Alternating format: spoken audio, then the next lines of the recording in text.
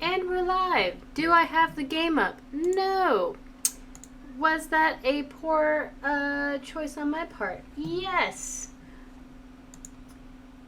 Oh, why is web capture not working? Well, everything is just not working for me tonight. It's okay. It's fine. It's cool. Whatever. No one's here to see this. This is fine. Alright, let's get that going. Now I gotta fix web captioner. Why is this not working?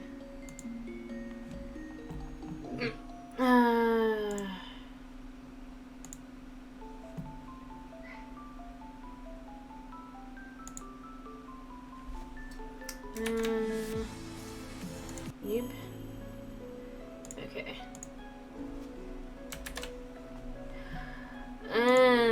Righty tighty.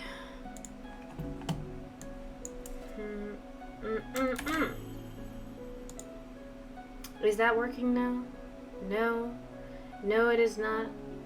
Why is the captioner not working?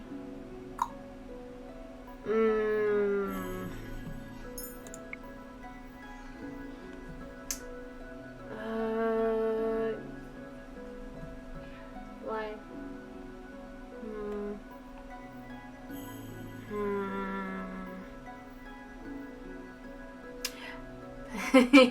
Sorry, everybody. I don't know why my captioner is not working.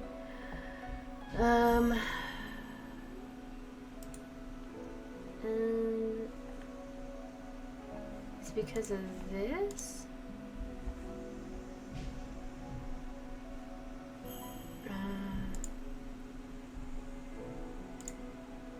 Okay. This one is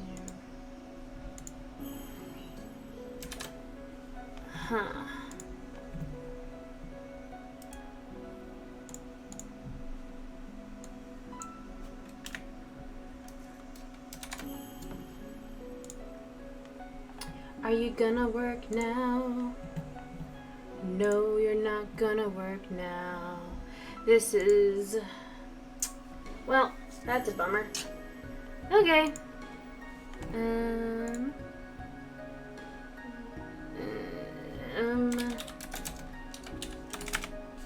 Alright.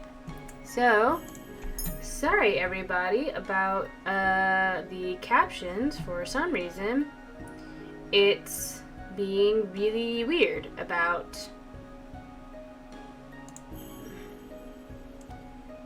sharing it.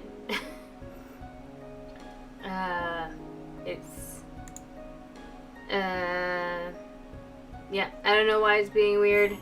I don't understand why it's not picking up. Oh well. Okay, Maya, I brought some pizza for you. Thank you. And for napkins too. Napkins and pizza. I'm very excited. Wait, what about me? Oh, they're being silly. My wonderful partner and son just brought me some pizza, so yay for me. Anyway, again, very sorry about the technical issues with my captioner. I don't know why it's not working. I could potentially see if redoing the website might fix it. I don't know. I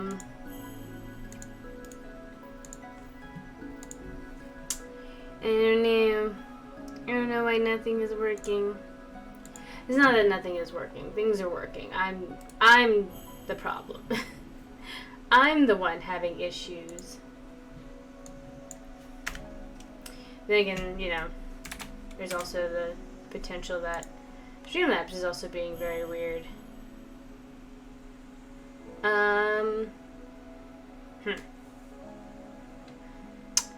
Alright, well, c'est la vie. I don't know why it's not working. So, no captions tonight, everybody. I am very, very sorry about that. But yeah, welcome to Crochet and Plays with Nikki. Tonight we are playing Cinderella Phenomenon. We're continuing on the karma route. Our beautiful sword flirt prince with a dark curse. Everybody has a curse in this game. Who am I kidding? Yeah, hopefully we'll learn more about that. We've already gotten our first good deed, so that's exciting. I don't know if we've gotten our second one yet, but that's where we are right now. As far as crochet goes, we are doing another chevron crochet, so this will become much more wavier as I build on it. We're doing this pretty like blue green peacock color ombre thing, so that'll be exciting when that begins to form as I do more of this. So yeah, but yeah, let's jump right into it. I'm going to probably be taking small breaks to eat my pizza because I'm hungry as I am growing a small, which we are I think we're in week 32 now. Yeah, it's coming down to the wire, so exciting. Anyway, we are oh, I forgot, Karma's name is Claude, and I'm not, or Cloud, or Claude probably. I'm not against it. I just like Karma better personally, but anyway, let's jump back into it, shall we? Okay. When I returned to the March Inn later that night, my hands are scratched, and I think I might have bruises on my arms. Oh, that's right, because we just had our first night of sword training, and we got a very nice scene card for that, of Karma teaching us how to wield a sword. So that's exciting. I love princesses who can wield swords. Oh my god, that reminds me of this stupid text post. It was like, when you're playing as a noble background dragonborn paladin, so you are, you're all the knight, the princess, and the dragon all in one, and oh, I love it so much. Anyway. And when you get sent out by the church to save yourself from yourself, it's very good. Anyway, Claude was not joking when he said he would not go easy on me. Ooh, girl. He did compliment me more than once. Ooh. Me talking around food does not sound good.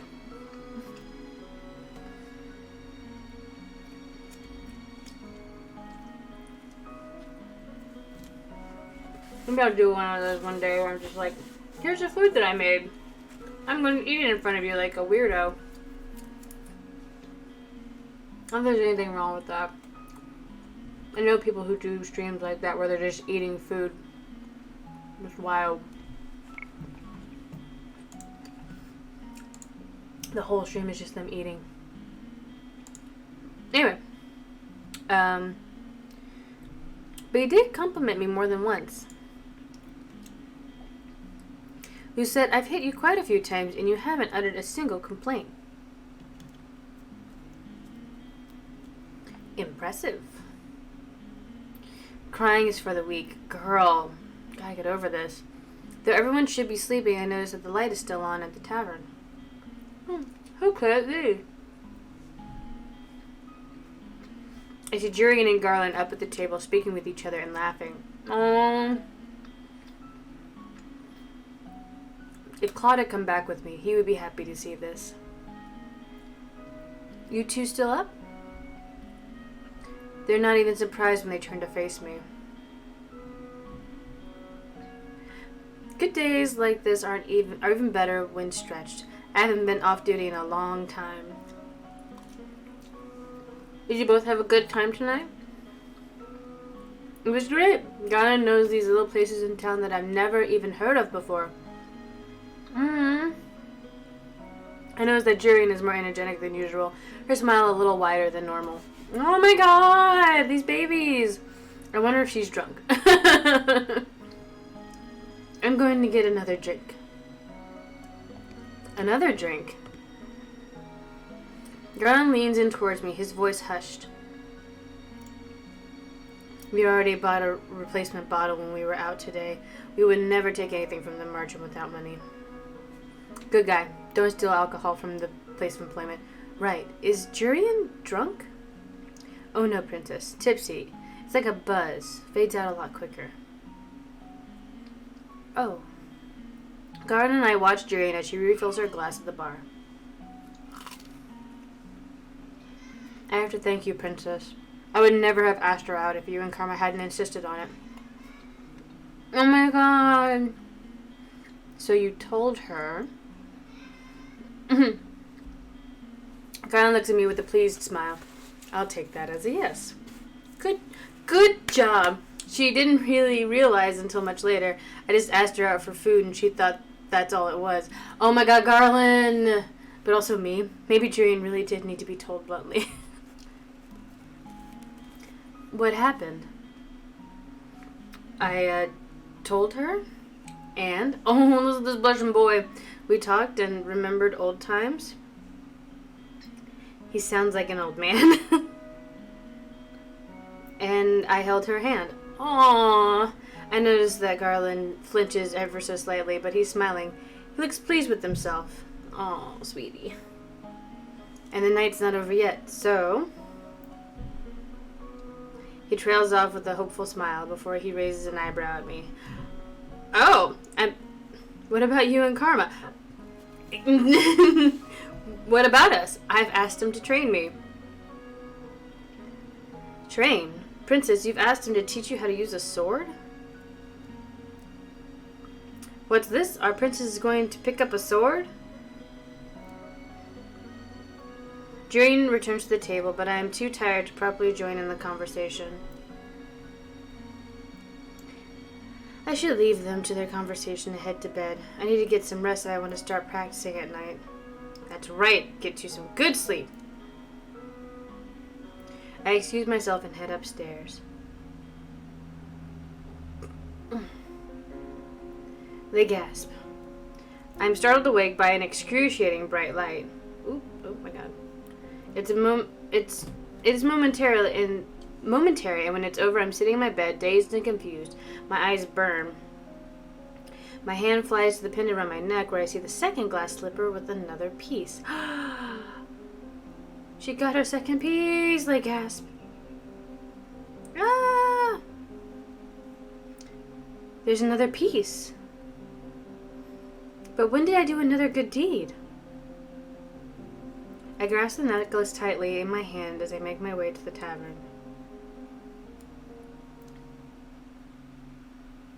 Everyone is doing their pre-morning chores when I get to the tavern area.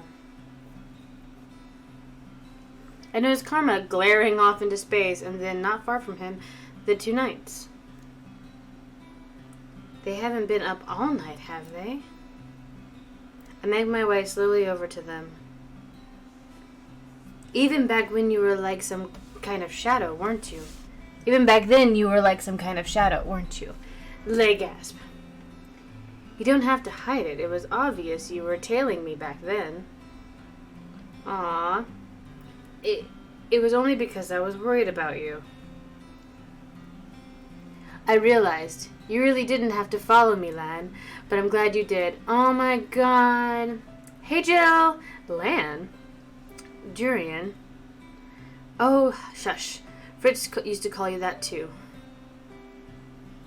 Lan is Garland's childhood nickname. He still gets embarrassed when I call him that. Oh my god. These babies. I see. So what are you two talking about?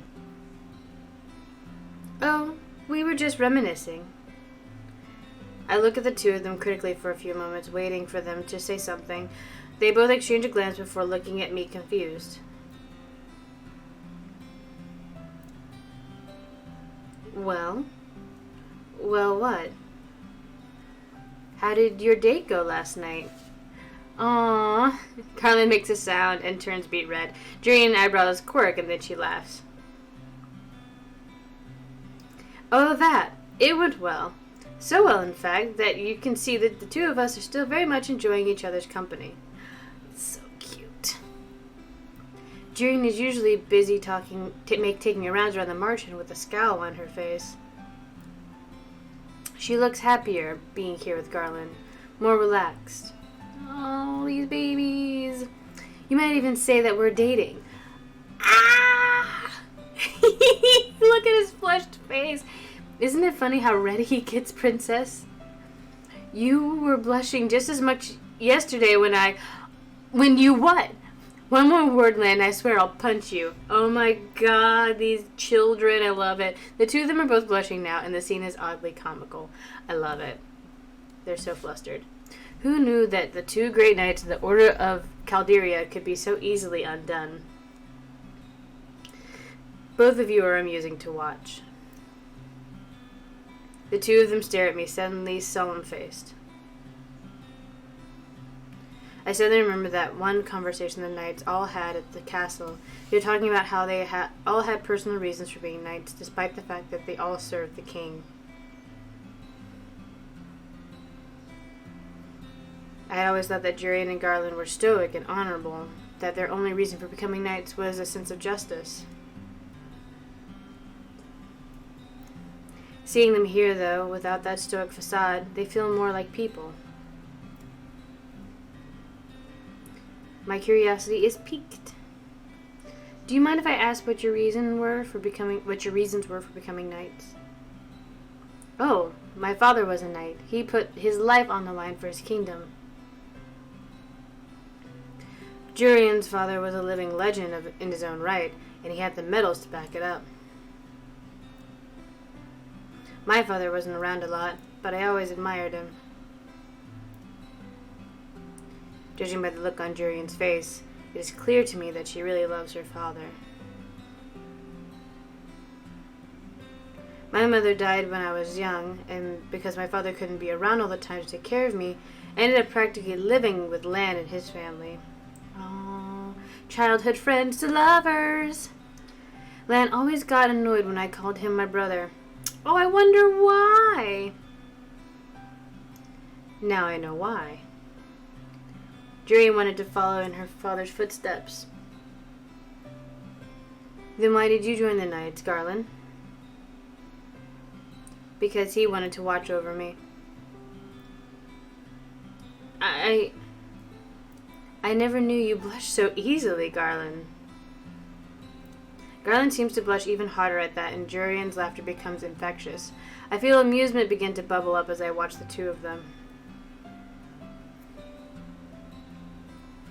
But a cold voice cuts through the laughter and the atmosphere like a hot blade through ice. Oh, Could you keep it down over there? Oh, he's not having a good time. I turn and see that Claude's eyes, normally so warm, are cold. His usual smile is gone, replaced by it with a deep scowl. Oh, sweet boy. Oh, we're sorry.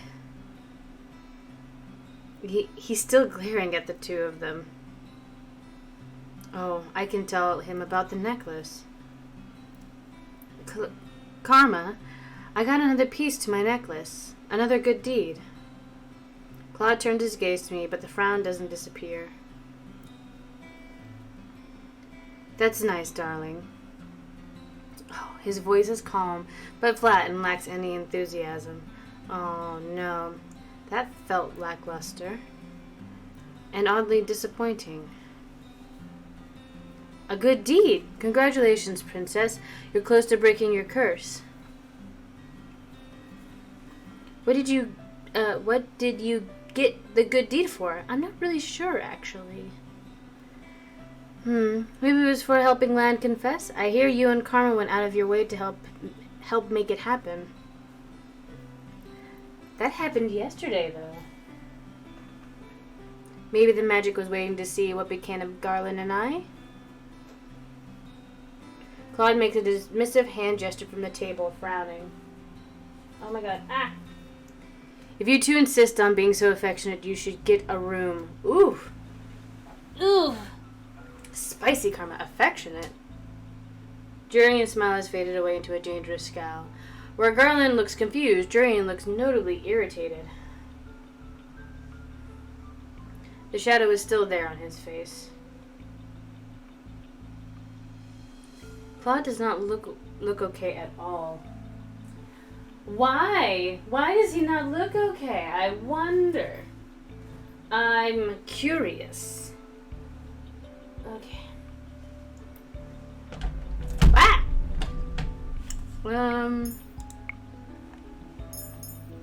Okay, here. I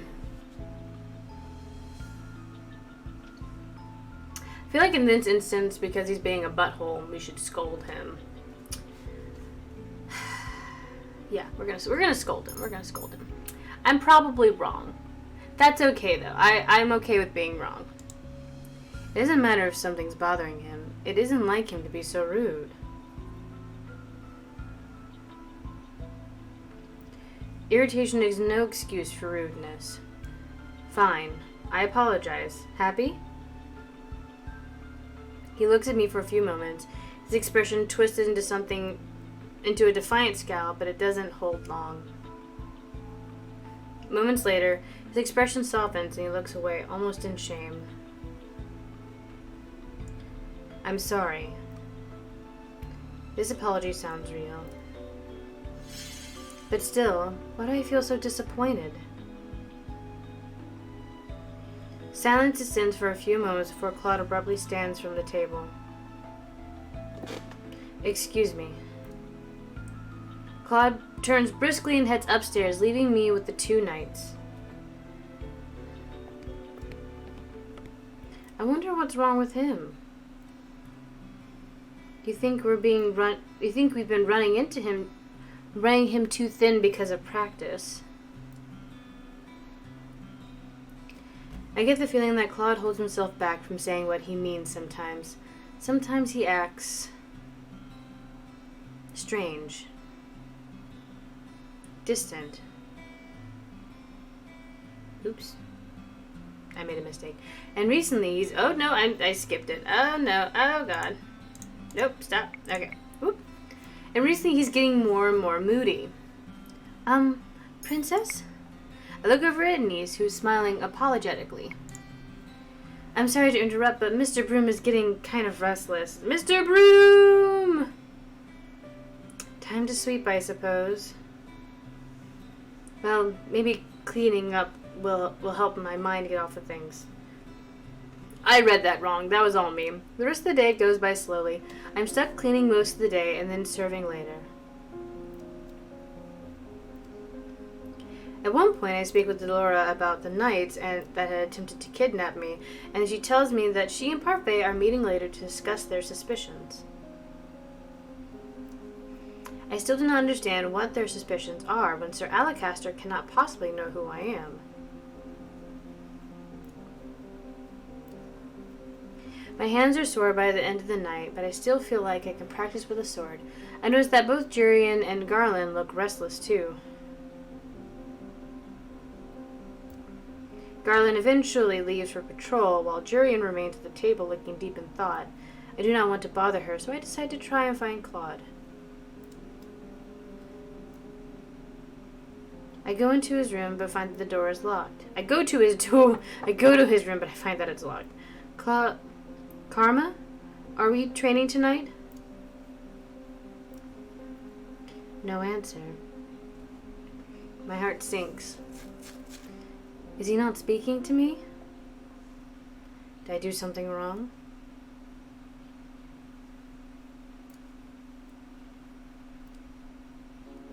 For days, Claude stays in his room, only leaving when he had to be on patrol. A few times I saw Parfait go into his room, but she refuses to talk about what is bothering him. I feel so useless. When Claude did appear in the tavern or out in town, he still had that terrible grimace on his face. Look, I really don't want to talk right now. If you're so frustrated with me, why not just ignore me?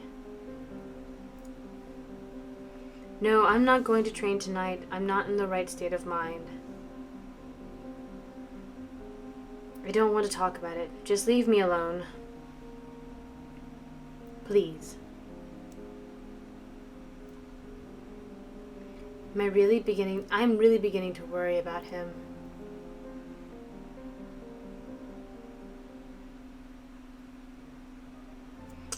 Today I'm in town running errands with Walt for Parfait. It's been almost a week since Claude started acting so strangely, so I thought I needed to do something for him. I know he likes dresses, and he told me once that he likes roses, but can I really find something that will cheer him up? Perhaps he would like some jewelry. Walt, do you remember where that jewelry store Karma likes is? I don't go there very often, so unfortunately, no. Princess, is this a good deed? What you're doing right now, did you think it would be a good deed? Good deeds need to be selfless. Right? Generally, yes. I doubt this will count as selfless. I'm doing this to cheer Karma up. That sounds pretty selfless. But it's also so that he goes back to teaching me how to fight instead of sulking in his room. They gasp. I've heard that Karma has been teaching you how to use a sword. Why do you want to learn how to fight? Because I want to be able to protect myself. And it's not like I can use magic. At least sword fighting gives me an advantage. I'm sorry, Princess.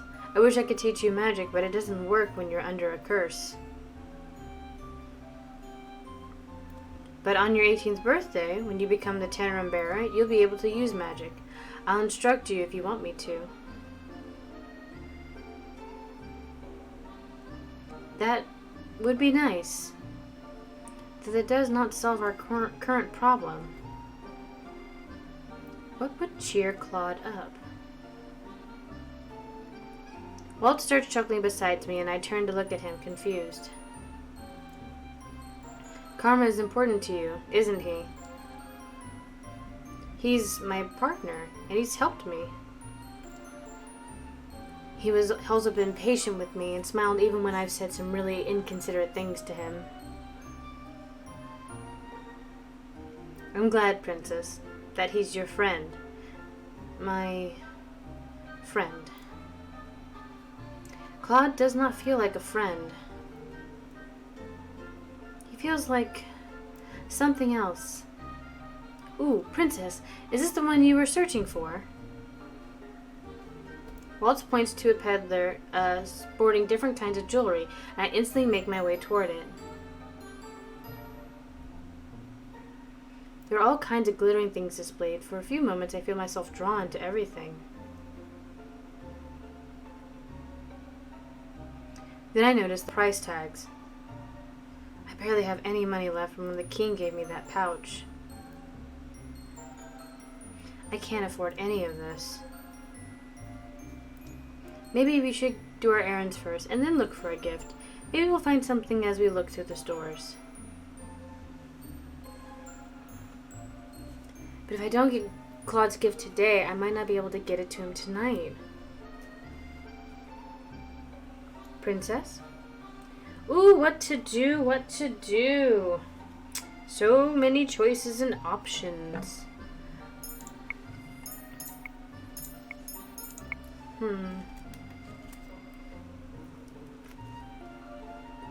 Also, I'm not sorry for eating on stream. Sorry if it looks unprofessional to some people. But I'm also growing a whole ass human, so. Who apparently is very excited about me eating pizza right now. Oh my god. She's doing cartwheels.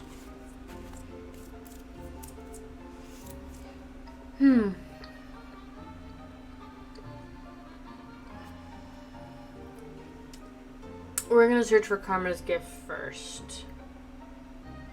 Mm.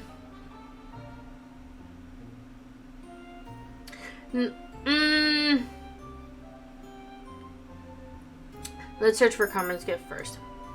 I know the errands are important, but I really need to find Claude a gift. Is it wrong to put him first? I should be able to find him something soon. Do you have something else in mind for him? No, but it shouldn't take too long to find him something. I'll follow your lead then, Princess. The two of us walk around town for at least an hour searching for gifts, but nothing stands out to me. I slowly feel myself becoming frustrated, knowing that I have wasted so much time.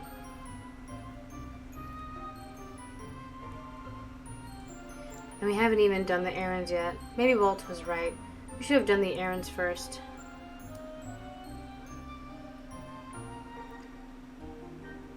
I've wasted a lot of time, haven't I?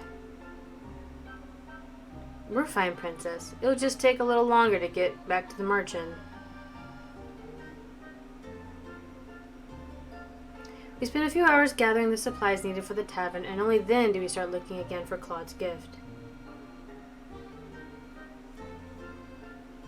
Princess, I can hold more of those bags for you. It's fine. I'm used to carrying a lot of bags. Does Karma make you carry them around? Princess, you should really tell him off. He does a lot of other things for me, but next time I think I will. So long as he gets out of his room sometime soon. I really hope he does. Ow. Hey, Princess. But now the problem is finding something that he'll like. What does Claude like? Princess! They gasp. There's no reason for you to shout. I think I goofed. I think I was definitely supposed to run the errands first. Waltz has a good point. We might find something while we do the errands, and then we can get them out of the way. Besides, it's not right for me to put Claude above everybody else. Above everyone else. There it is. Yep. We spend a few hours gathering the supplies needed for the tavern, and only then do we start looking again for Claude's gift. Princess, I can hold more bags for you. It's fine. I'm used to carrying a lot of bags. Does Karma make you carry them around? Princess, you should really tell him off. He does a lot of other things for me, but next time I think I will. So long as he gets out of his room sometime soon. I really hope he does. Hey, Princess. But now the problem is finding something that he'll like. What does Claude like? Princess! They gasp. There's no reason for you to shout. Walt shakes his head at me, but he's smiling. Let me offer you a deal. A deal? If you help me set up one of my puppet shows, I'll pay you. You earn money from your puppet shows? I get tipped. So what do you say? I won't go easy on you, though. Yes, I'll help you. Gasp. Why do you seem so surprised? I was just thinking that everyone's right. You've really changed, Princess. Maybe having Karma as a partner really was a good idea. Being partners with Claude may have changed me for the better, but I doubt I've done the same for him. I'm sure Karma would be very happy that you were buying him a gift. Receiving gifts from admirers isn't the same thing as getting him something. As you getting him something. They gasp. He receives gifts from admirers? For a few moments, I think about the woman who chased us in town a few weeks ago. I feel a little unpleasant stab in my heart. Small things. A man will treat him to dessert every so often. I saw a lot of it when we did errands together. I always make Karma accept these gifts without killing the man. Killing the man, it's dramatic, but it sounds like Karma. He punched Rupal when he asked if he'd marry him, joke or not. Karma wears his disguise to be convincing, but then gets angry when people fall for it. He's still very much a child. You know how he is. He doesn't like being flirted with. Waltz, do you know anything else about Karma's curse? His curse? He never really did talk about it.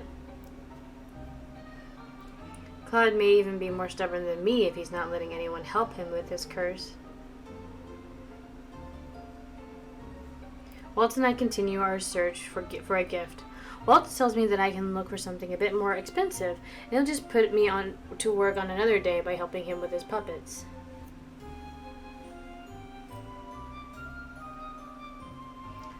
I return to the jewelry peddler we found earlier. Hello, madam. Sir, how can we help you today?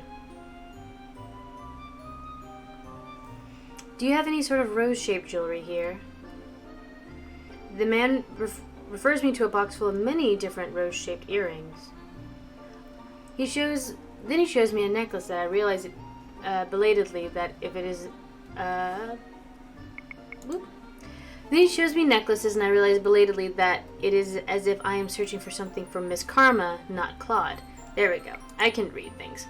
My eyes scan the glass, nearly in defeat before a little rose catches my attention in the back of the display window. It has a chain connecting to it, but doesn't seem long enough to be a necklace.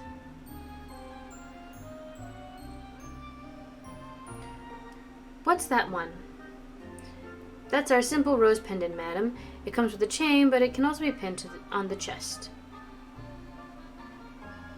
The man takes it out of the display case so I can get a look at it. Aw, I love it. This is fancy, but not completely flashy.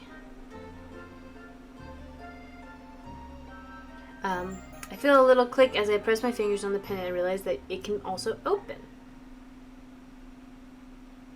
Ah yes, you can also put something small inside of it. This is perfect. I look at the price tag, and after making sure that it's not too expensive, I pay the shopkeeper.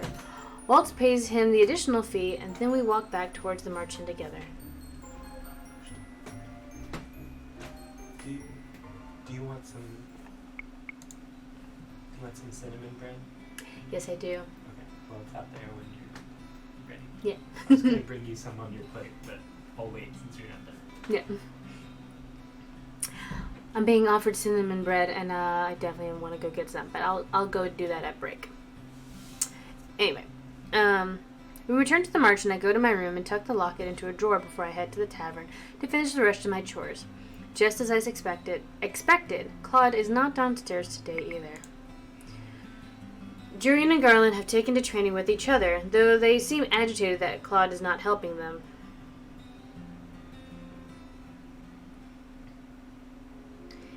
At the end of the day, I hurry to my room where I write a few words on a piece of paper that I put into the locket. A normal rose would have withered, so I offer this one instead, in heartfelt thanks. Oh, it's so nice. I love it. I held the locket tightly in my hand and start towards Claude's room. Oh my god, we're gonna get something sweet, and it's gonna be great, and I'm gonna feel emotions. How dare you make me feel my own emotions? Why is my heart beating so fast? I'm just giving him a gift. I pause at Claude's door, remembering the last time I entered his room. I'm sure that's okay if I just go in. Girl, just knock on the door. Oh my god. I open up the door to Claude's room, which is thankfully not locked, and step inside. Knock and wait for a response. Oh my god. Claude is sitting motionless in front of his mirror, shoulders slumped as he stares at his reflection.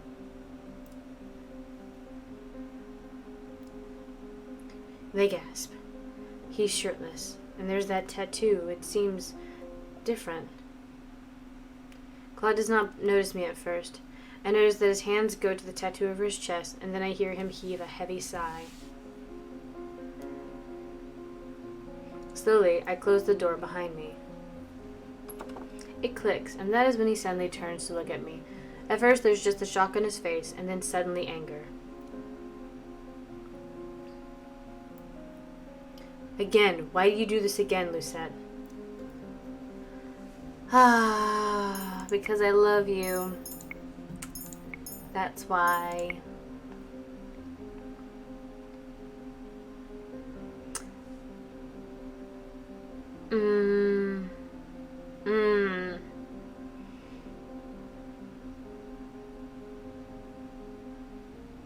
I came to give you something. I tightly grip the locket in my hand as I stare at him. And this was so important, so very essential that you once again missed knocking on my door for a simple delivery? His voice slices through my heart. Oh no. I wanted it to be a surprise. And I'm not in the mood for surprises, princess. Oh, angry karma. In no time at all. Oh, no, wait, stop. Nope. Yep. Yes. I came to speak with you. I came to give him something, but I also want to speak with him. I haven't seen Claude in a while. Why? Because you've been doing everything by yourself lately? You came to complain? No, I wanted to check on you. Princess, can you not read the mood? You can have, at the very least, knocked. Ah, the shirtless boy with the rose tattoo. I love it. In no time at all, Claude is suddenly right in front of me, his hands outstretched on either side of me, pinning me to the wall against the door. I love a good pin scene. They gasp. His face is so close, his expression so fierce that I cannot even bring myself to think of a way out. The only thing I can do is stare at him levelly, without getting angry. Without crying. I will not show any weakness. Why? Why aren't you struggling or screaming at me? That's what the Lucette that I know would do. Then you do not know me as much as you think you do. And you know nothing about me. I already have a retort prepared when I stop, realizing that he is right. I barely know anything about him. No, I don't. But I'd like to. Why do you insist on poking your nose into other people's business? We're partners. That's the only reason. It has to be. I'm supposed to help you, so why do you keep secrets from me? Help me? His lips quirk, but his smile is sardonic. Claude, I want to help you. In the silence that descends between us, I find that I cannot help but look at Claude's tattoo, at the thorns twirling around the rose. It is beautiful, but it also seems so lethal. When I glance at Claude again, he looks crestfallen, his eyes glittering like he might be on the verge of tears. Secrets are secrets for a reason, Princess. You should know that. If I can speak about them, I would, but I can't, and you bursting into my room without any notice only makes it harder. Harder? For what? Princess, you can't imagine what this all feels like. What is he talking about? And that woman, I thought you were meant to be. She was so lovely, her smile as bright as the sun. Claude's eyes are far away. That's why, never again. But then you ruined everything, Lucette. You cut me down like... I push my hands against Claude's chest, catching him off guard and forcing him to stumble back. I cannot take any of this. If I've ruined everything, then I'll just leave. You can have all the time in the world to yourself then. The locket I brought for him burns in my hand, and I end up throwing it at his feet. They gasp. Lucette, wait. I ignore him as I run from the room. Oh, the drama. When I return to my room and lock my door, I feel too hollow inside for tears. It hurts to breathe when I think of Claude. I eventually manage to fall asleep, but only having snatches of restless dreams when my eyes finally close.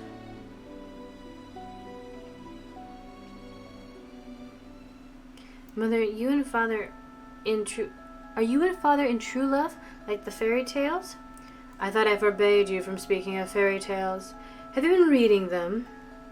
No, Mother. I overheard someone in the palace talking about them today.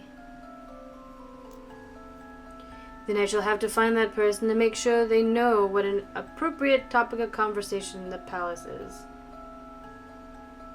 In the palaces, thank you. But Mother, the true love and fairy tales sound so nice. Don't you think I can fall in true love with a prince? Dearest one, true love like that does not exist. But the love between a mother and her child is the truest kind. It cannot be replicated by anything else. All other kinds of love is an illusion. My love is all you will ever need. I hate the mom. Do you trust me in my heart? Yes, Mother. Ooh, I hate the mom so much. 1, 2, 3. Ooh, The Lost Prince. Chapter 8. Keep your stance straight, princess. Julian gives me the warning, but too late on purpose. I can see the smile on her face as she effortlessly slides past my defense and taps me on the shoulder with her wooden sword. I love Julian and Garland so much. There's so much fun in this run through.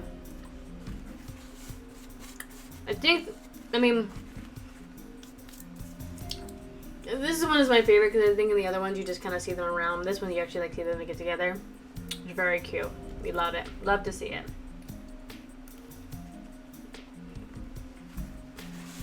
So much pizza. That's all I have is just pizza.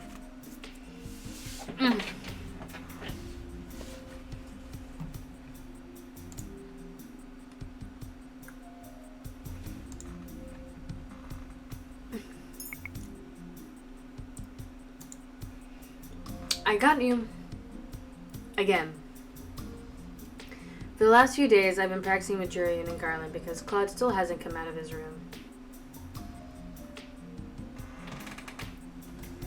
The knights offered to train me, and right now they are teaching me about ways to hold a sword. This is slow, but Claude did tell me I wouldn't be able to master the sword so quickly.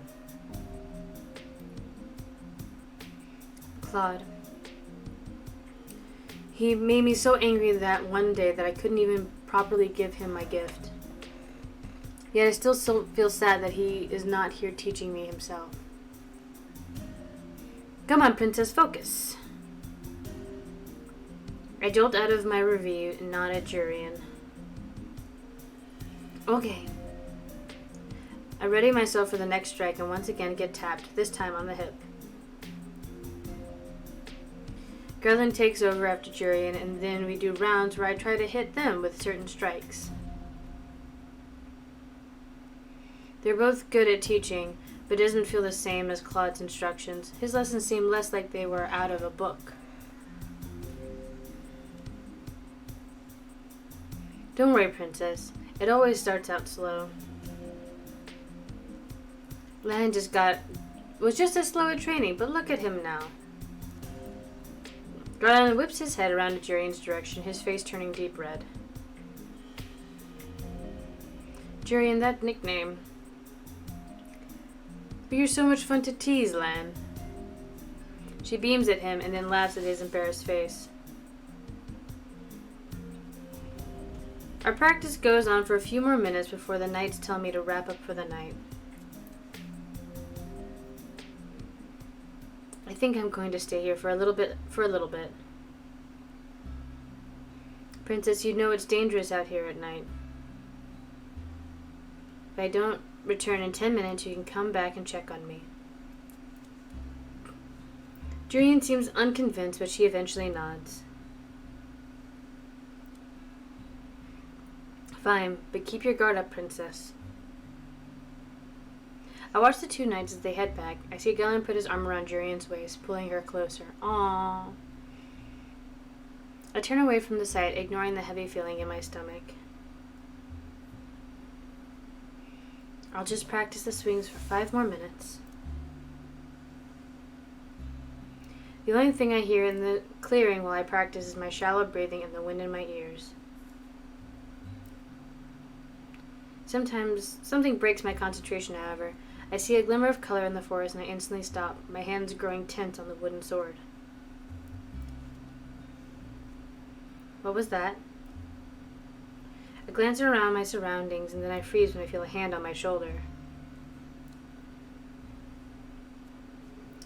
I can feel someone's breath on my neck. This all feels familiar. Is this Claude? I do know this one. This is the only one I remember from when I played it the first time. You turn and you point your sword at him. I'm pretty sure I recognize Claude's hand, but because I know it's him, I also know what he'd want me to do. I duck away from his hand and turn quickly to point my sword. The tip of the wood is at his neck, and for a few stunned moments, I think I've won. Even Claude looks surprised.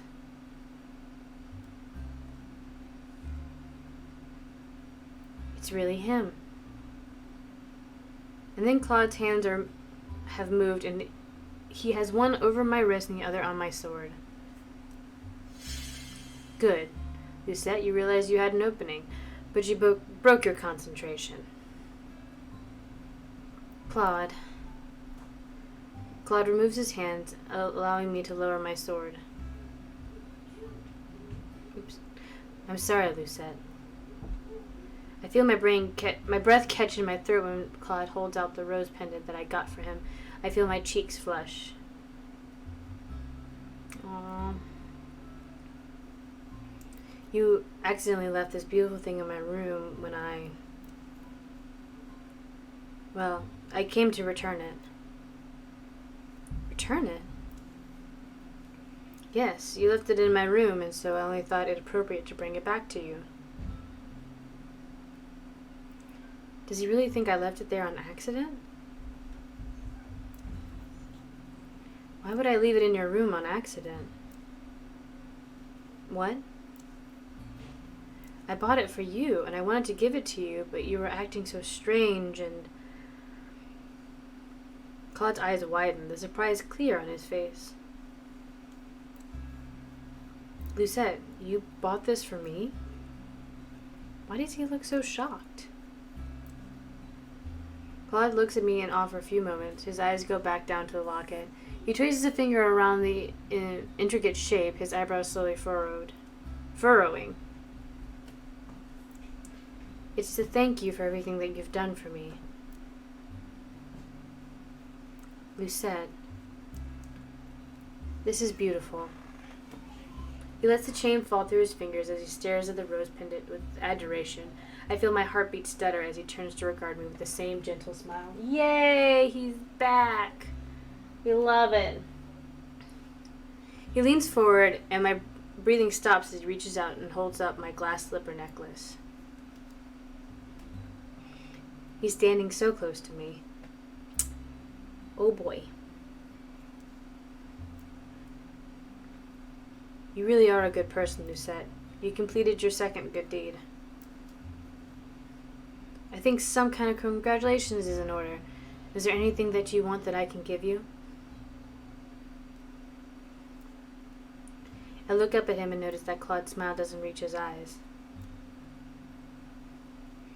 He still looks so sad. I feel like there's so much that I want from Claude, but I don't want to ask for something that might make him sad. I think you asked for a hug? Or Maybe you ask him to smile. Oh, this one's hard. I want you to smile. Claude looks at me, his expression puzzled. He chuckles softly.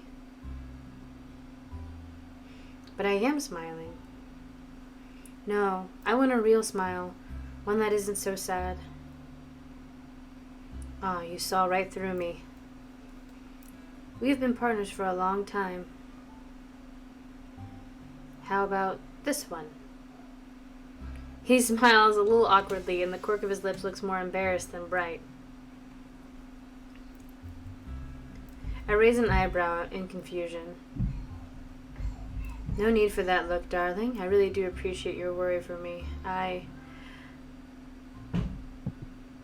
Ooh, Karma suddenly stops, his eyes widen. He puts a hand on his chest and takes a step away from me. Whoop, whoop, whoop, whoop, whoop. Gotta do it again. It was a hug. I was wrong. Huh? God looks at me in surprise. He thinks I'm being foolish for making such a request, doesn't he? I shouldn't have said anything.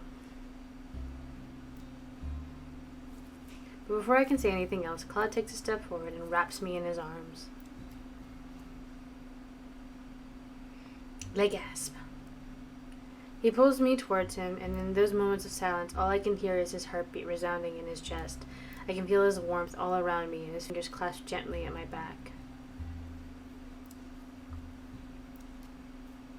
I feel so strange. My heart is racing and my knees feel weak. Something like this. He speaks right into my ear. Oof! Buddy. It is a surprisingly pleasant feeling. Suddenly, Claude makes a noise of distress as he steps away from me. All of the warmth that was pressed against me one moment ago is gone. Karma suddenly stops, eyes wide. He puts a hand to his chest and takes a step away from me, his fingers clutching at the fabric of his shirt.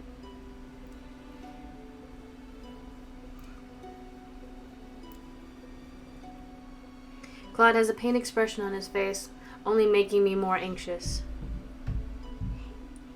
Not now. Claude, are you okay? What's wrong? Ah, Lucette, don't worry about it. He lowers his hand with a pained smile slowly fading from his face. Ooh. Hey, buddy, come here. Oh, you're in pajamas. Ooh. All right. Can you say night-night? Look at the camera. Say night-night. Night-night. Oh, good job. Blue. Blue. Do you see it? Yeah. You see my hand? I can kind of see your hand. Alright. Are you going night-night? No. Yeah. Alright. I love you.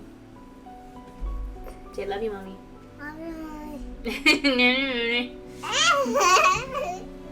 Alright. Go read with Daddy.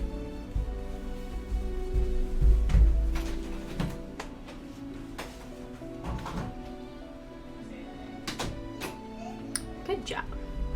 What a good boy. What a good boy he is.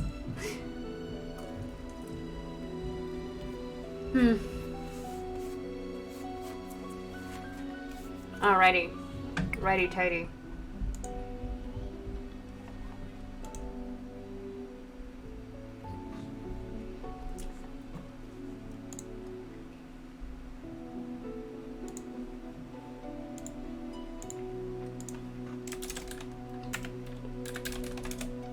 All right. He lowers his hand with the pained smile slowly fading from his face. This does little to reassure me. Was it my fault you were locked in your room for so long? He just looks so pained to be anywhere near me. No, most definitely not. I was feeling under the weather. You can't lie to us, boo. And also bitter. Bitter? Why would he feel bitter? But it's not for you worry. But it's not for you to worry about, darling. But now we should head back. It's late and you need rest. I just got back from patrol, so I would like to rest as well. Is there anything else I can do for you? No, sweet Lucette, you've already done enough for me. He clutches the rose locket to his chest and sighs out a little with a gentle smile. This smile feels real to me. This is a beautiful gift, and I will treasure it always. Thank you, Lucette. Now, shall we head back? Hello, Jill. Welcome back. I'm also eating dinner of pizza. We just got to the part where Claude has come back from his sulking. He has the locket.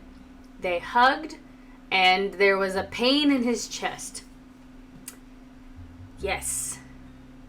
You missed the in the bedroom pinned against the wall scene, which, I mean, you've already seen it, but still, like, it's one of my favorites. And this route, so.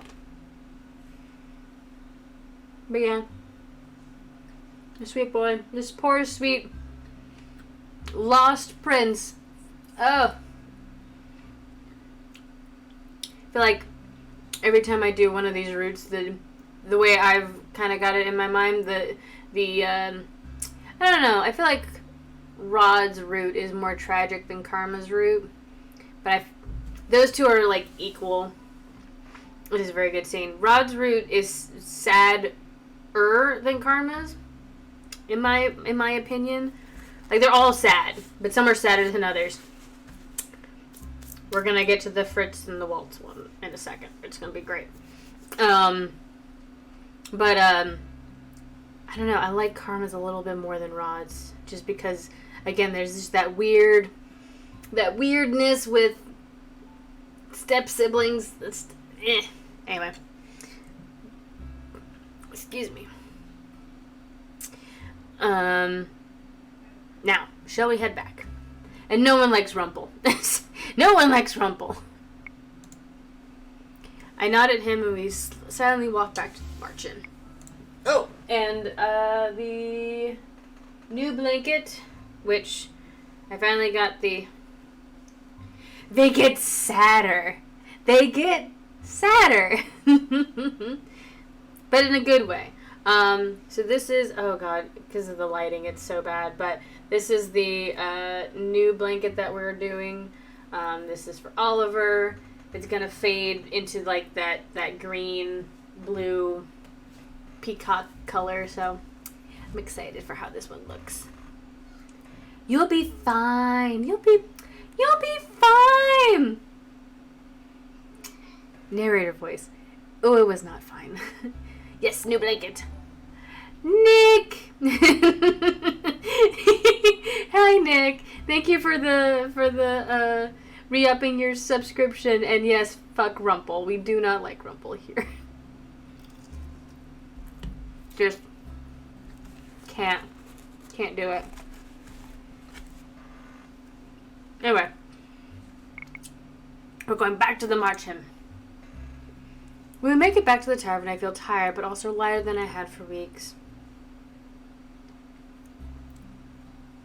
Claude wishes me a good night before slowly walking off to his room, holding the rose locket I gave him tightly. Aww. Oh, sweet baby. Today I'm walking around town to do some errands with Claude. It's been quite a while since we've done this. Though we are here to run errands, there's also something else that drew me into town today. Yesterday, Waltz came back to the march-in and told us of an announcement the king was making today. Apparently, that announcement had been posted for at least a week's time, but Waltz had only caught on after hearing about it from the crowd after one of his puppet shows. The locket is so good. I love it. I'm not sure what this announcement entails, but I feel like I need to see the king make it with my own eyes. I can see more people milling about than usual, which means most of them must be waiting for the king to speak. I have a bad feeling about this. It's not strange for the king to make announcements, but this feels so sudden. And with everything else that's happened to me, I feel on edge. Wow, Lucette, you make these bags sound a lot lighter than they actually be. Lucette, you made these bags sound a lot lighter than they actually were. Stop complaining, Miss Karma. You get valuable experience out of carrying bags. Seeing Claude complain is amusing, especially since I know he can handle the load. I'm just a pervert. I feel like a servant. What does that make me when you made me carry all those bags before? An assistant? I roll my eyes at him. We're both working at the Marchand, you know. And then the thought strikes me. What do you even do at the Marchand? Claude looks surprised at my question, but then he quickly smiles at me. I train the knights, of course. I also attract customers with my beautiful reputation. I start laughing and Claude's face flushes. Darling, I get the feeling you're laughing at me. I wonder. We finish up the rest of the errands and then sit down at the town plaza to rest. Claude leaves briefly and then returns with a slice of cake for both of us to share as a snack. Oh, I'm so excited for cinnamon sticks. I have a lot of things I want to ask him, and now feels like the right time to do so. May I ask you a question? Of course, darling. Anything. Do you enjoy dressing like a woman? I don't mind it, really. I appreciate the beauty in anything. You girls get to wear quite an assortment of lovely dresses and makeup. It's quite beautiful. I feel more comfortable in my own clothes, but I don't mind dresses. I guess if you had to wear a dress for so long, you'd get used to it. I have another question. And what would that be? When I was in your room the other day, you spoke about a woman. Were you talking about the witch who cursed you? Oh no, the woman I was talking about. He suddenly goes silent and lowers his head. His expression fades into something more melancholy, and I feel my heart lurch. Oh, they're playing the sad music. Oh no. Maybe I shouldn't have brought this up. Oof. To my surprise, Claude continues talking. Sorry. Shortly after I came to Angela, there was a woman that I met whose smile was as radiant as the sun. The music they're playing right now is like the quintessential sad music that they play when you get like the bad end. Like, this is like the sad song. So I'm like, keep the tears in. Don't cry. Anyway. She was beautiful, and when she laughed, everything felt right about the world. Hearing him talk about her makes me uncomfortable. Am I jealous? Claude watches me quietly, as if he's measuring my expression. Eventually, he goes back to speaking. I knew her for many months. Time passed, and I thought we were truly in love. Then He goes silent for a few moments, his eyes distant, his expression pained. Well, some things happened, and I realized she only loved me because of my curse. She was drawn to me just as any other woman is. She seemed so genuine in comparison to the other women, but in the end... Claude trails off and lets out an exasperated sigh. You were truly in love with her. I was. I've dated many women, but I've never fallen in love with someone who has honestly loved me back. So then the last person he loved was that one woman. Claude looks at me for a few moments, and then does not speak. Lucette, do you mind if I ask you a question? No, I don't mind. Have you ever loved anyone? My mother, of course. I was referring to a romantic kind of love. Romantic kind of love? What does that kind of love feel like? Allow me to enlighten you. He smiles at me, and it's surprisingly genuine. It feels like simultaneously floating and sinking. Your heart stutters and you worry about small things, about offending this other person in some way. You wonder if they'll like what you're wearing, or if you would prefer a sandwich to a casserole when you treat them for dinner.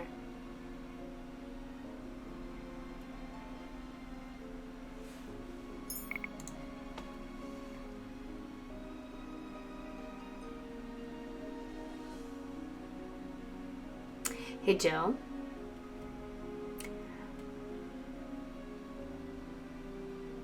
Oh, I don't want to spoil the last two. I'm not going to spoil the last two. Maybe, maybe not, is what I'm going to give you. You try to imagine life without that person and find that you cannot. You even consider such things as painful, so much so that it feels like you might break your heart.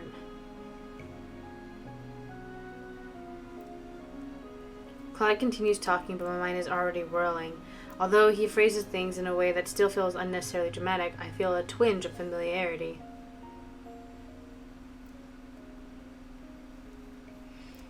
The thing he's describing, those are things I felt when I'm with him. You in love with Karma, Claude? Before I can say anything, we hear the sound of hooves, and then both of us turn. No, the king! I can see a procession of knights along with the king on his horse. He normally rides into town like this, but today he's not smiling. There's way too many knights riding with him.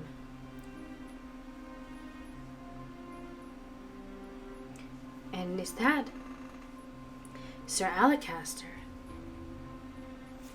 Let's go find a place to stand and watch. As you wish. Claude walks with me into the crowd gathered around the king, and we find a spot to speculate at the very edge, closer to the alleyways. Excuse me. My beloved citizens of Angela, I have come before you today to make an important announcement. Ever since I was given this crown, I have sworn to live my life for the people and to rule in all fairness, so that our kingdom could enjoy great peace. The crowd breaks into applause. I stare at the king, an uneasy feeling in my stomach when I notice that there's a sadness in his eyes, though he is smiling. Then I notice Sir Alacaster appears to be hiding a smile. I do not like where this is going. The king's speech goes on for a long time after that, with him detailing the commitments he made, the goals he set, and finally, his love for the people. The audience around us claps and cheers, but Claude and I are silent. Something is not right. I nod in response. To this day I kept this promise. I would never break this oath, for it is the foundation on which I rule. The audience claps again, but I am silent, watching the king intently. Unfortunately, the unwelcome news that I bring to you gives me reason to hand this foundation over to someone else. I have fallen terminally ill. What? The king's proclamation is met with shock and angry chattering from the audience. I cannot hear anything that is being said over the cacophony of voices, but I know that the audience is dissenting. I stiffen as I stare at the king. He's lying. I can tell by the firm set of his jaw and the way his eyes flicker across the crowd faster than they ought to. The king has lied to me so many times before that I can recognize when he does it. Ooh! Leg gasp. I know that this unfortunate news, must come as a shock, but this is an illness from which there is no current cure. As for the question of my successor, he trails off for a few moments, and I think I see something in his eyes that hints at urgency, but I'm not sure why. Crown Princess Evangeline is unmarried and still too young to rule on her own. I feel a pang of irritation and confusion. Another lie. Evangeline could rule just fine with the help of Sir Mithros and the others. After much thought, I have come to the conclusion that our kingdom continues to face dangers from the witches. It is best to put the capable hands of the commander of the Order of Calderia, Sir Alacaster. What? I cannot hide my shock. The rest of the audience will react similarly. Their sudden outburst a testament to their confusion. While I will be providing support and assistance from the sidelines, I cannot in good grace continue to wear this crown when I know I cannot serve my people as they deserve.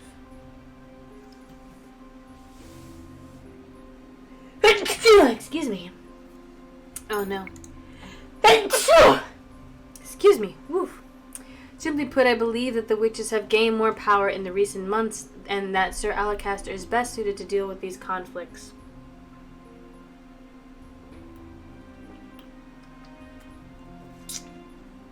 Remember to hydrate, everybody. The fairy tale curse runs more rampant these days, and there have been more reports of incidences involving magic. The murmuring continues, except now the townfolk sound panicked. This cannot be true. I did not miss the reluctance in the king's next words. Sir Alacaster has also suggested a number of remedies to our laws, especially concerning our security and work hours. I believe that Sir Alacaster can better rule this country in these turbulent times. Ugh. Thank you. Thank you for saying bless you. Please show him all the love and loyalty you have shown me. That bastard. Claude has a foul expression on his face. His words feel heavy, even in a low whisper. I know the king. He takes every duty upon himself, and he would never hand his crown to someone else.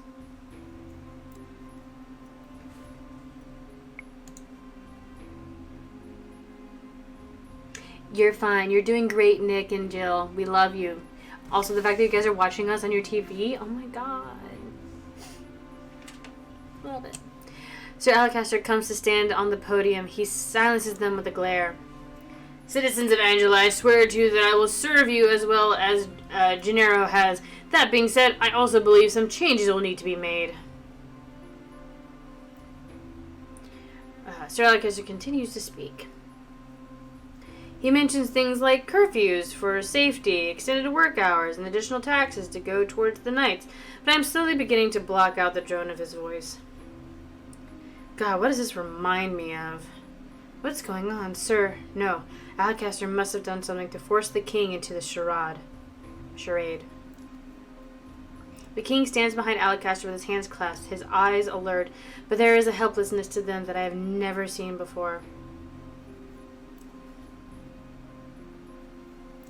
This isn't long before the crowd's unsettled murmuring becomes agitated whispering. I am stunned when Claude cups his hands in his mouth and starts shouting. There is only one king! King Gennaro! Claude grips my hand and starts leading me towards the outskirts so that people cannot spot him as he continues to shout. The crowd begins to chant along with Claude, and then they draw near to the stage where my father and Alacaster are standing. Yes, let the unrest. There's only one king, King Gennaro. There's only one king, King Gennaro. Let's go, Lucette. The crowd is right next to the platform now, and the chant carries on. Claude pulls me behind him, but my mind is on my father and on his desperate eyes. Hours later, the Marchant Tavern is chaotic. People are talking over each other, trying to relay the scene they saw in town today. Every visitor here is talking about what they witnessed.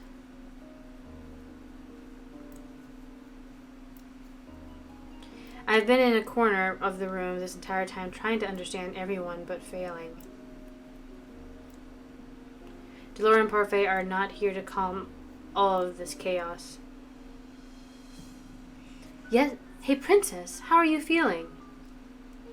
I almost jump when I hear Rumpel's voice. Go away, Rumpel! Surprised? I can feel when a damsel is in distress, milady. Ugh! Ugh!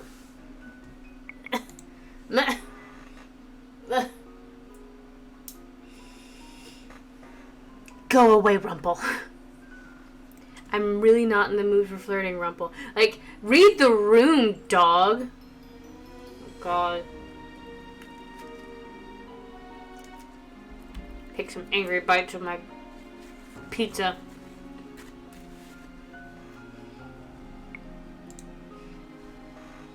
Oh, my apologies. I thought you might have wanted some cheering up. That's not how you cheer somebody up. Where's your partner? He went out to town to survey the situation. Carmen doesn't do anything around the tavern, but he does a whole lot for you, doesn't he? Rumpel! I suppose that's the least a man in love can do. They gasp. I feel myself blush. What is Rumpel going on about? Princess, you're pink. I am not. My mind feels all scrambled now. This is all Rumpel's fault. Thankfully, before Rumpel can continue talking, the door opens and Delora walks inside to call all the Marchant boarders in to the reception room.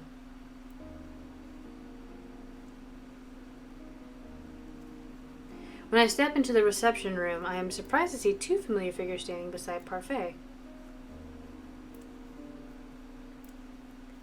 Evangeline and Rod. Both of them look downtrodden and discouraged. Everyone is noticeably shocked as they step inside. The prince and princess, where did they come from? Well, when a man in love... What is happening at the palace? What of Queen Ophelia? We need silence in the room, everyone. Delora raises her voice, effectively causing everyone to pause. She glances at Parfait, who nods, and then turns to look at Rod and Evangeline. Princess Evangeline, if you would tell everyone what you told Delora and I... The room is unnaturally quiet as Evangeline begins her story. She starts with the events of 1 week ago. In the middle of a family dinner, Alcester burst in with soldiers and seized her, Rod, and Ophelia in front of the king. Sir Alcester said if the king didn't hand over his crown, he would kill us. We had no idea a coup would be staged. The three of them were taken down to the prison cell, with Ophelia taken to a separate cell. Sir Fitzgerald helped us escape, but only just barely. Oh no! Fritz, are you openly disobeying your father? No! He's gonna be in trouble. I hope he's safe. Alcester wanted to kill the king. I'm sure that he still will. But he has no reason to. The king has already handed over his crown. I speak before even realizing everyone stares at me, including Rod and Evangeline. Alcester is a foul man. I only think he usurped the throne now without violence because he wants less resistance from the people. He never spoke up to my father before. Did you just say father? Oops. It's a very long story, Em. Evangeline looks between Rod and I, her expression confused. You know each other? We do. Evangeline looks like she wants to say something, but she remains silent. Our mother is still inside the palace. We need to save her somehow. And Sir Fitzgerald. What happened to Fritz? We don't know. He helped us escape, but we were spotted at the last minute. He told us to run ahead and leave him behind. Fritz. Our boy. Okay. Alright. 1, 2, 3. Oh yeah, like you're just like, oh, if only there was a way to connect all the storylines in this cacophony, it would be hilarious. Anyway. Sorry, by the way, I'm taking a little breaksies or not break, but just have to begin the next row here. Okay.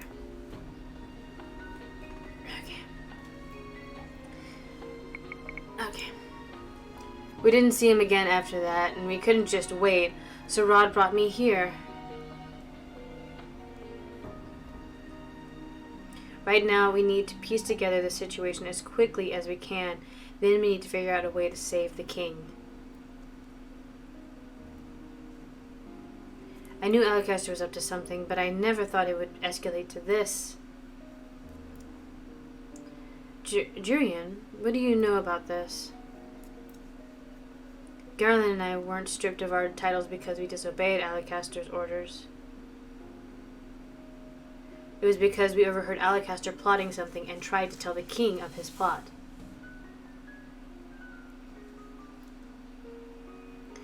We gave him a warning, but the king did not believe us, now with Alcaster and Mithras whispering in his ears.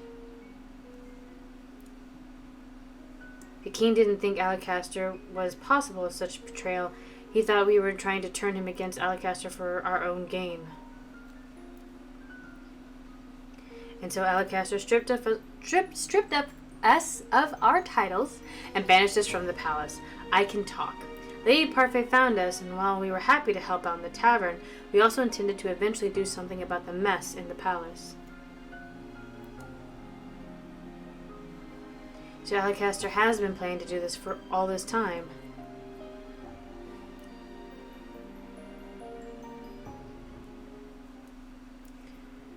When we part for the night, Parfait and Delora take Rod and Evangeline to a room that they can share. It's been decided that they will be harbored here at the March Inn, a place that Evangeline apparently knew about but never came to because she wasn't cursed. Well, Rod did say that his family knew he was cursed. I noticed Evangeline looking at me many times throughout the night, but she never asked me anything.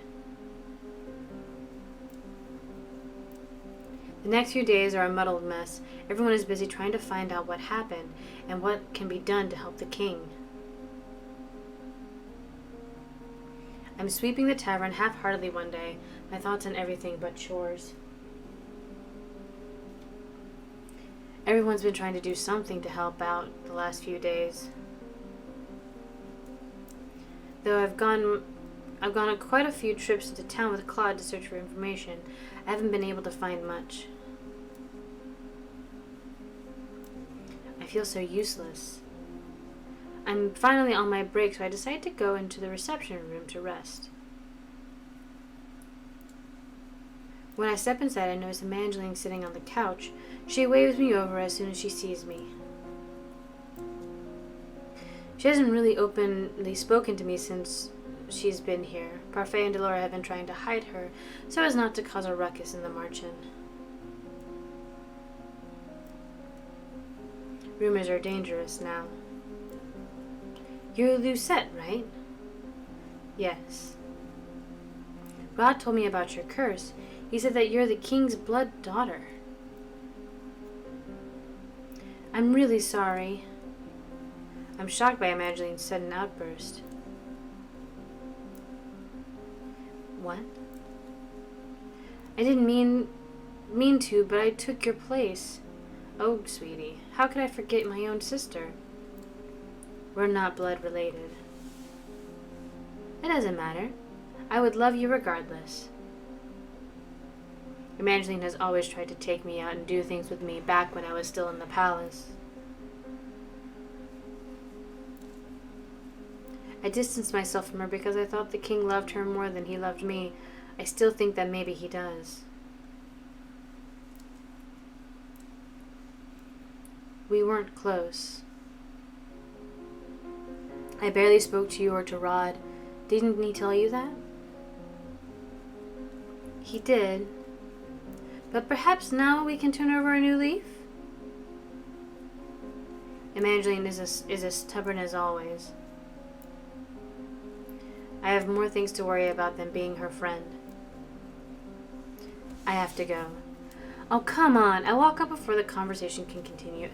Lucette, girl. If I hadn't been cursed and remained in the palace, would Sir Alacaster have taken me hostage too? Probably.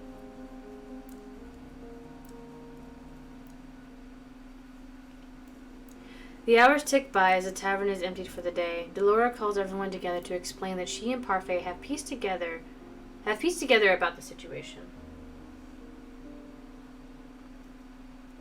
All right, everyone. We've come upon some new information. The first is that Alacaster has cracked down on the riots in town. Anyone seen protesting his rule is thrown into prison.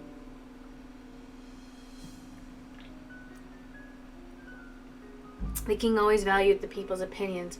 Alacaster does not want opinions. He only wants to rule with an iron fist. Our patrols have shown that there is overall more security in the palace and around the town. They have been charged with keeping people quiet in whatever way they possibly can.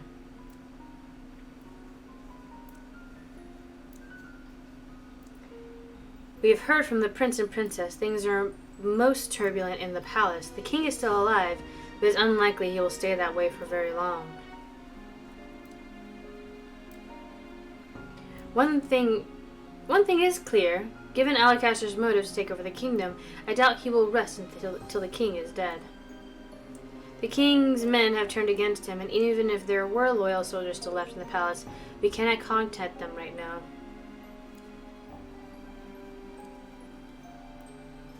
Rescuing the king and queen will be on us then. Excuse me. We just so happen to have people in this tavern that have a shot at rescuing them. Prince Rod has the key to a secret passage we can use to break into the palace. Hey! Hi! Hey Liz, how's it going? Secret passageway, but only the king and the commander of the knights have the key to that passage. So how did they get a copy? Who's going to join us on this mission? Jurian and Garland both volunteer immediately, followed shortly by Claude and Waltz. I'll go too. The room goes quiet as I step forward and volunteer. Princess, we can't just allow you to put yourself in danger. I look at Claude, who is staring at me, shocked. I took up the sword so I could protect those I care about. Princess, you don't have nearly enough practice. But I can help. I still have time to learn. I agree with Parfait, Princess. The palace isn't the place for you to try out your newfound sword skills. Then you may as well chain me up because I refuse to stay here while you all go save the king. Princess. Well, she has been practicing with the rest of us. Don't encourage her, Jurian. But it's not like any of us can stop her anyway. You're right. The princess is quite stubborn. Claude agrees with Jurian, but I can tell that he does not like the idea of me going along with them.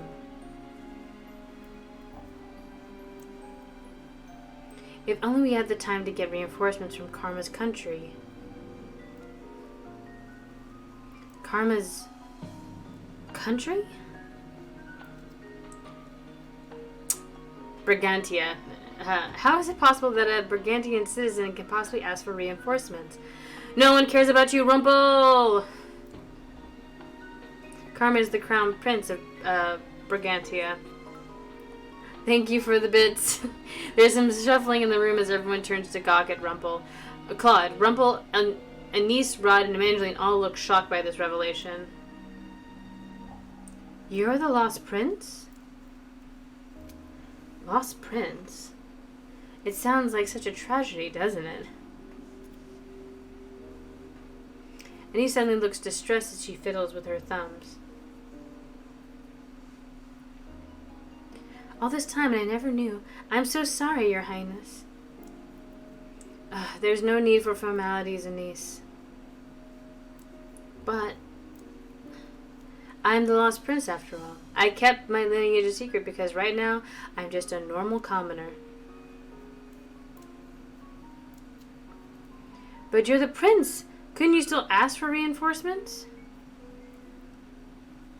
Even if I did ask for reinforcements, I'm pretty sure they would never come in time. Besides, I can't go back to my kingdom yet.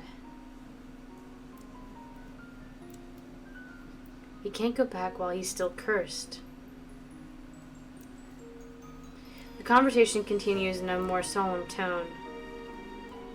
Eventually, we start speaking of our plan to enter the palace. When the details are finalized, I repeat everything myself to make sure that I know what it is meant to happen. Waltz will lead us to the palace, then, and Jurian and Garland will follow right behind him, watching for the most immediate enemies. Leave it to us. We will deal with any resistance before it touches you, Princess. And Karma will be watching from the back, along with Delora. A witch and a prince for backup. Delora smiles wryly. Claude rolls his shoulders. Oops, oh god. I like to think of as more the closing act. Although if it all goes according to plan, we'll have no need for either the opening or closing act. It's a small task, which is better. The smaller the better. The last thing we want is to be noticed. We decide to meet again over the course of the next week to finalize our plan and carefully survey the situation in town before parting. Claude has taken to training me, Jurian, and Garland at the same time. Just the other day, he had all of us attack him together. Even though I'm nowhere near as good as a train tonight, I'm still managed to hit him once.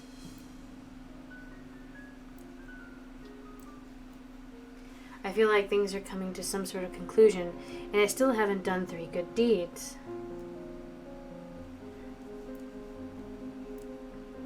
Today we finalize our plans for getting into the palace. We have mapped out where the king and Ophelia must be in the prisons, where the guards might be positioned, and how we plan on sneaking in. I sit down in my bed and I'm about to lay down when I hear something. Hello, love. Just walks in. No one knocks. I mean, you did it to him. My, you're red. Were you thinking about me? I notice that he has one hand on his chest at night, but then he has been doing that more often lately. I notice it during practice and sometimes when I catch his eye. Is he sick? Darling. I shake myself at the sound of Claude's voice. What if I was changing? You could have knocked. Well, you didn't seem to have a problem when you walked in on me changing without announcing yourself. Yeah, no one knocks in this storyline at all. That's different. He strolls inside and steps closer to me. He smiles at me mischievously. Oh, how so? Cat got your tongue? Claude shakes his head, his smile softening. I really didn't mean to come in to disturb you. I just have something important I need to say to you. Claude kneels in front of me, furrowing his brows.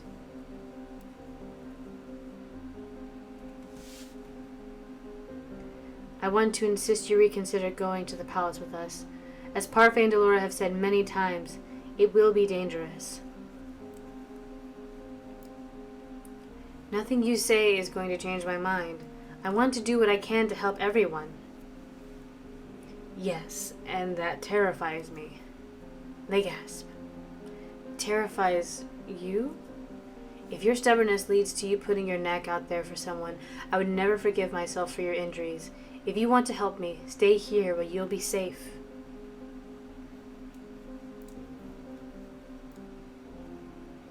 I'm not some damsel that needs to be protected.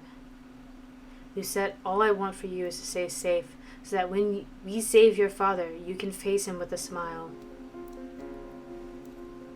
I won't be able to face my father unless I am one of the people to save him. Stubborn as always. I sigh, irritation welling up in my stomach at the look on Claude's face. He's calling me stubborn, but he's being stubborn about this. You said I'm improving with my sword fighting. You have. You've improved so much because of your resilience and drive, and because you're genuinely interested. It's because I have a good teacher. Oh, your compliment is gentle music to my ears. Your compliment means a lot to me, Lucette. My eyes fixate on his soft smile at the gentle crinkling of his eyes. Our eyes lock, and for a few moments I'm aware of a slight energy between us. It's a spark. It's a spark, girl. I glance away hurriedly, not entirely sure of what would happen if I kept staring at him. My heart beats unsteadily in my chest.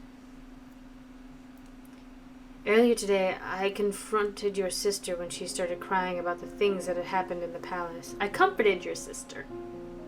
Evangeline, why would he comfort her? I saw her crying downstairs in the reception room earlier today without anyone there. She's a rather sweet girl. I kept thinking that the two of you are completely different. You're both strong-willed and stubborn, but she wears her emotions on her sleeve while you keep it all inside of you.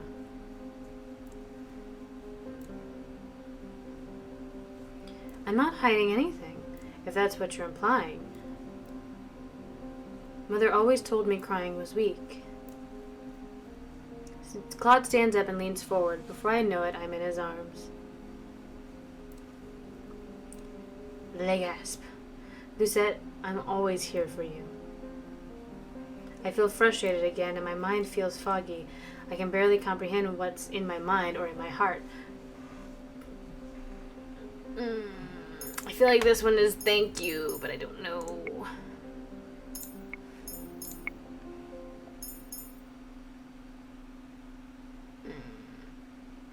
Okay.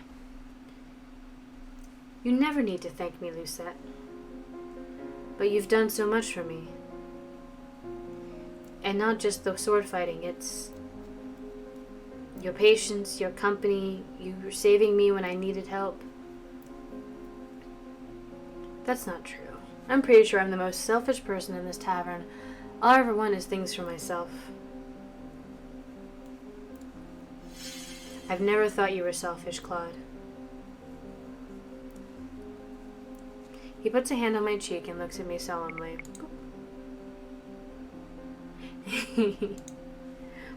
You don't think that me wanting you is...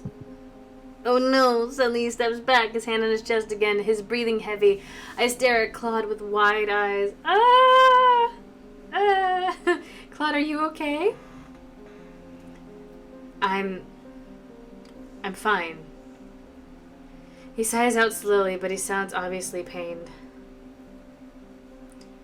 I'll go get Anise. No.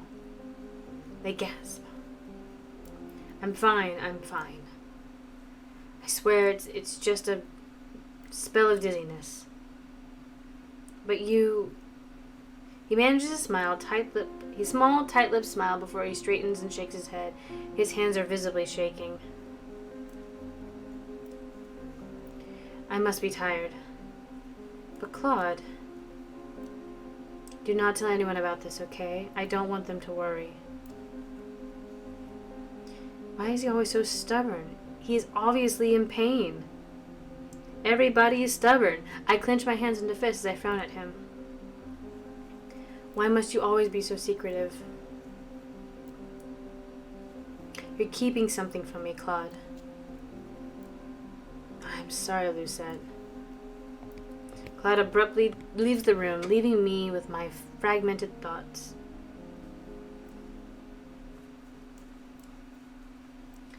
Doo-doo! Chapter 9, The Rescue! Heck yeah. Alright, we are going to pause here for a moment, and we're going to take a quick break so that I can finish off my pizza, go to the restroom, get some cinnamon bread, because apparently we got cinnamon bread in the kitchen. And, you know, just take a little breather for 15 minutes. So if you guys want to go ahead and do that as well, go use the facilities, go get some water, go get some snacks, maybe check your progress on the project that you're working on, if you are working on a project. And we will be back here in 15 minutes. So we will see you all in a little bit.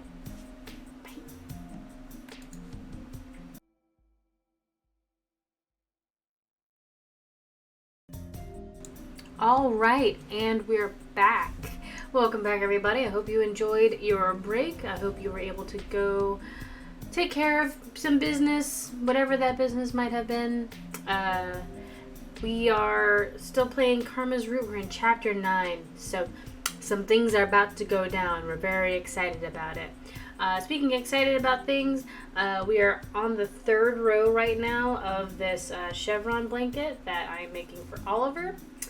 And it's doing the thing that is really exciting that I don't intentionally do. I do not intentionally measure out when the lines are going to happen with the thread. When I get these like gradient threads, it just happens. So we get these really pretty lines of green to blue, back to dark green, and then into light green. Really pretty. So yeah, we're working on that while we are about to do some more good sword fighting. So yeah, let's get into it. Today I will land another hit on you, Karma. If you can, darling, I welcome the challenge. Princess, your sight is open. I gasp. I bring my sword up closer to my side as Garland strikes me. Today is the first night I get to use a real sword as opposed to a practice sword.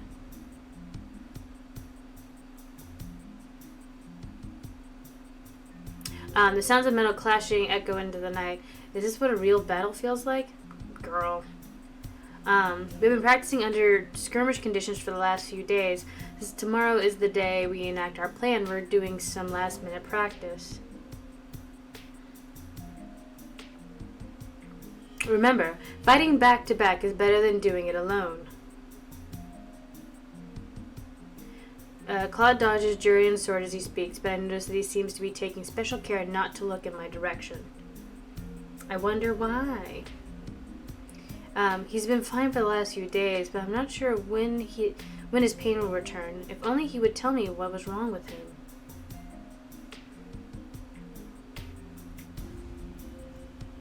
When Claude finally calls the end of practice, we are all exhausted. Good job, everyone. You will be fine tomorrow. Garland turns to face me, a soft expression on his face. And if it comes down to it, Jury and I will protect you.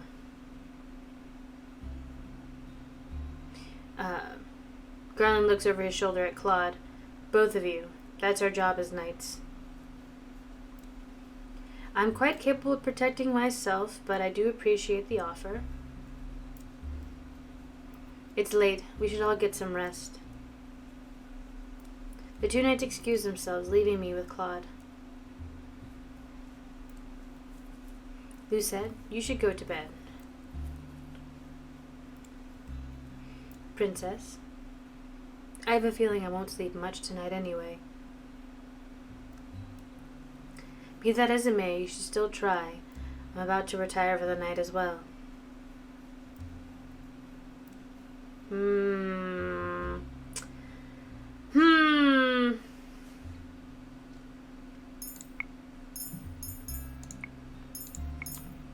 I feel like it's I want to talk to you.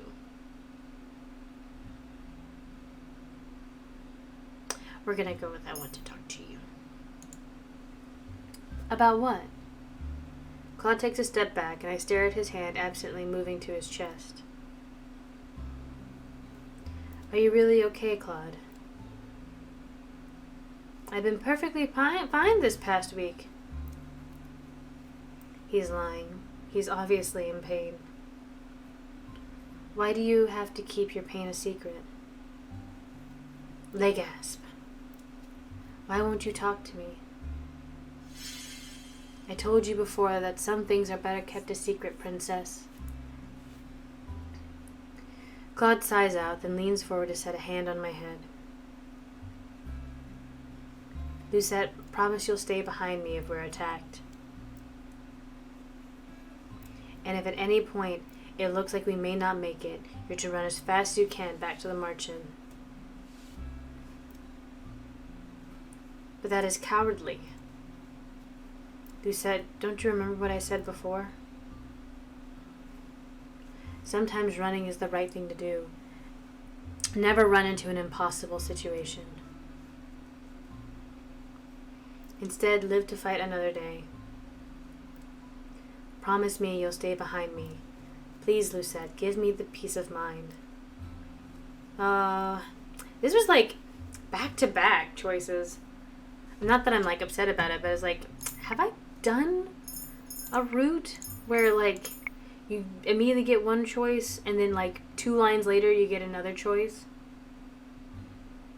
Anyway, I cannot promise that. No, put him at ease. Make it feel better before going into the mission. I cannot deny his request. Claude's expression softens as he moves away from me. I'll stay behind you. Thank you, Princess. Let's attempt to sleep in preparation for tomorrow. When this is all over, I'll pry Karma's secrets out of him with a crowbar, kicking and screaming.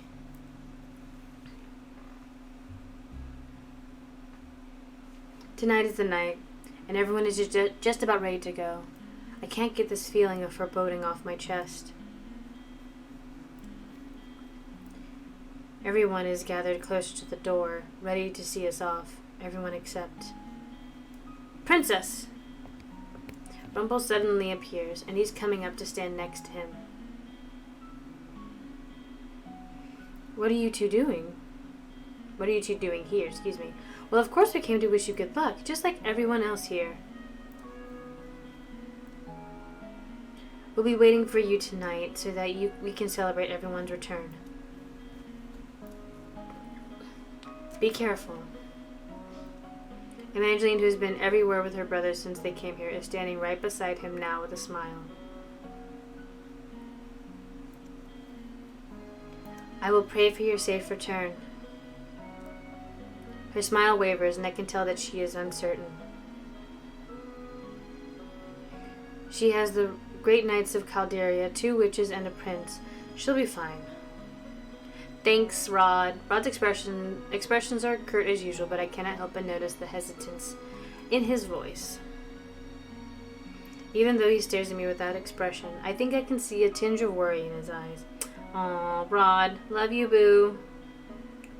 Rest assured that we will keep the princess safe. We are not going to let Alacaster get away with what he did to Angelia and its royal family.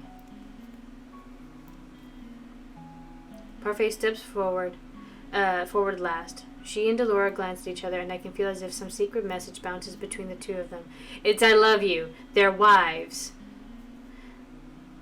Delora nods, and so slightly before Parfait turns to the rest of us.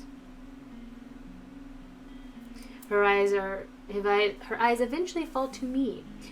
You've changed since you've been here, Princess, but your dedication and resolve never wavered. It has always been there, just beneath the surface. Stubbornness or resolve? It is as if Parfait is able to read my thoughts. She smiles as she sets a hand on my shoulder. Your dedication is very much like King Gennaro's. You are proud and honorable, and always take steps in the right direction. That is why I know you'll be back tonight. Just as Rumpel said, we will all be waiting for you. All of you. Stay safe tonight. I nod my head as everyone gathers around, begins to repeat their hearty goodbyes. It is Delora who walks away first. We all follow behind. The night has just begun. Our way to the palace gates is uneventful, but we pause some distance away from them to take shelter in a nearby alley. There are knights everywhere. Waltz points to what looks like a regular section of the wall. There's the hidden door to the tunnels. If we time it right between the Knights Patrol, we'll be able to make it.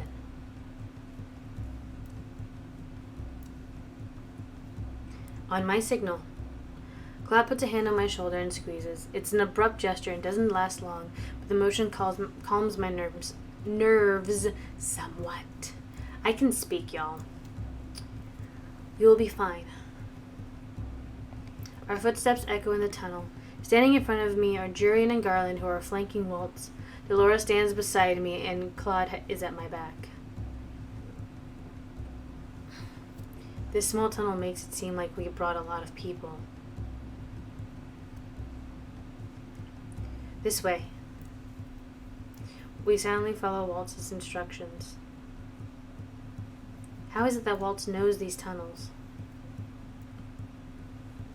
I've already taken into account the guards and where they might be positioned based on Prince Rod's information. We should be all right. Garland and I will act as distraction if needed. Princess, leave most of the fighting to us. If there is any to be done. I know. I will only fight if I need to. If only I wasn't cursed, I'd be able to fight it to my full extent. I think you're still quite capable without all of your magic, puppeteer. Oh, a compliment. It's an honor. Miss Karma, I'm only in this dress because of Jurian, you know. Jurian crosses her arms and cocks an eyebrow at Claude. It wouldn't fall in love with you no matter what you say. That's what they all say. We're here. Suddenly, everyone goes quiet. I feel a lot heavier as I stare at the staircase in front of me. This should lead to the throne room. I do not know we had a secret passage in the throne room. How much does Waltz know about the palace? Ooh, I can't wait. Immediately after we step into the throne room, we split to avoid the guard's gaze. I stick close to Claude and Waltz as Delora conjures a blanket of shimmering fog that envelops the guards.